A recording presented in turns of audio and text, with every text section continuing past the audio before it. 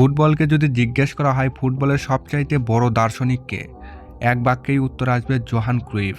Cruyff শুধু একজন কিংবদন্তি খেলোয়াড় ছিলেন না, তিনি ছিলেন একজন সংস্কারক। খেলার মাঠে তার প্রভাব এত গভীর যে আপনি আজকের দিনের ম্যানচেস্টার সিটি, আর্সেনাল বা বার্সেলোনার মতো দলগুলোকে যেভাবে খেলতে দেখেন, তার বীজ পুঁতেছিল এই লোকটি। আজ আমরা সেই বিপ্লবিক ধারণা নিয়েই কথা বলবো, যা ফুটবলের চিরন্তন নিয়মগুলো পাল্টে দিয়েছিল। তো চলুন শুরু করা যাক। ৭০ দশকের কথা। ফুটবল তখন সরল অঙ্ক মেনে চলত। রাইট ব্যাকের কাজ করবে, স্ট্রাইকারের কাজ করবে। কিন্তু নেদারল্যান্ডসের কোচ রিওসান মিশেলস এবং তার মাঠের সেরা শিষ্য ক্রুইফ, এই দুইজন মিলে ভেঙে দেয় সব নিয়ম। তাদের দর্শন ছিল টোটাল ফুটবলে। সহজ কথায়, একজন ডিফেন্ডার যদি আক্রমণে যায়, তখন মিডফিল্ডার এসে পজিশনটা কাভার করবে। আবার স্ট্রাইকার যদি নিচে নেমে বল নেয়, তখন উইঙ্গার তার জায়গায় ঢুকে যাবে। অর্থাৎ মাঠের 10 জন খেলোয়াড় যে কোনো সময় যে কোনো পজিশনে খেলতে প্রস্তুত থাকবে।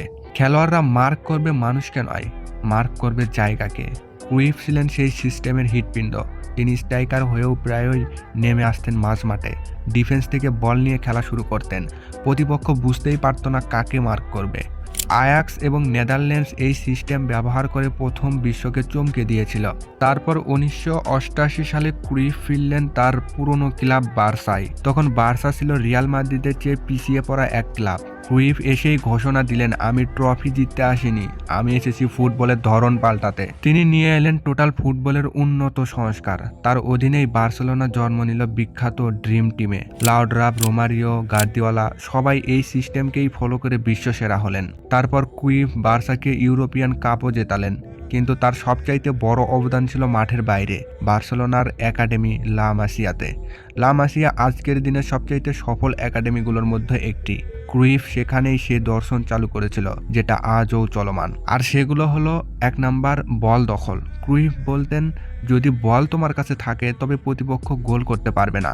তাই ছোটবেলা থেকেই খেলোয়াড়দের শেখানো হয় বল নিজের কাছে রাখতে। 2 নাম্বার, ছোট খেলোয়াড়দের গুরুত্ব দেওয়া। তিনি বলেছিলেন, লম্বা বা শক্তিশালী হওয়ার চেয়ে দ্রুত চিন্তা করা বেশি গুরুত্বপূর্ণ। তাই তো লিওনেল মেসি, জাভি ইনিয়েস্তার মতো খেলোয়াড়রা এই সিস্টেমের জায়গা পেয়েছিলেন। 3 নাম্বার, পজিশনাল প্লে, যেটা টোটাল ফুটবলের মূল কথা। খেলোয়াড়দের শিখিয়ে দেওয়া হতো মাঠের কোথায় কখন থাকাটা সবচাইতে বেশি কার্যকরী। আর এই দর্শনের চূড়ান্ত ফসল আমরা দেখেছি পেপ গার্দিওলার কোচিংয়ে, যেখানে বার্সেলোনা 2008 থেকে 2012 সাল পর্যন্ত ফুটবল বিশ্বর রাজত্ব করে চলছে। গার্দিওলা ছিলেন ক্রুইফের শিষ্য। তিনি ক্রুইফের দর্শনকেই নতুন উচ্চতায় নিয়ে যায়। ক্রুইফ একবার মজা করে অবশ্য বলেছিলেন, আমি পেপকে সবকিছু শিখিয়েছি, শুধু ও যেন আমার মতো ধূমপান না করে। অর্থাৎ ক্রুইফ শুধু একটা দল পাল্টাননি, তিনি একটা স্কুল অফ থট বা চিন্তার দর্শন তৈরি করেছিলেন, যা ফুটবলে প্রজন্মের পর প্রজন্মে প্রবাহিত করতেছে। জোহান ক্রুইফকে তাই শুধু ফুটবলের কোচ বা খেলোয়াড় হিসেবে দেখা হয় না, তিনি ফুটবলকে বিজ্ঞান হিসেবে, শিল্প হিসেবে দেখতে শিখিয়েছিলেন। আর তার বিখ্যাত উক্তি ছিল, খেলতে সহজ, কিন্তু সহজভাবে খেলাটাই সবচাইতে কঠিন, যা ফুটবলের গভীরতাকে বোঝায়। তার দর্শন ছাড়া আজকের পাচিং ফুটবল, পজিশনাল ফুটবল, এমনকি টিকি টাকা, এগুলো কিছুই সম্ভব হতো না। ক্রুইফ তাই চিরকালই ফুটবলের গডফাদার হয়ে থাকবেন। আপনার কি মনে হয়, টোটাল ফুটবল কি আজও সবচাইতে কার্যকারী কৌশল, নাকি এটি আধুনিক ফুটবলের আউটডেটেড? অবশ্যই কমেন্টে জানাবেন। আর হ্যাঁ, সাবস্ক্রাইব অ্যান্ড ফলো মি।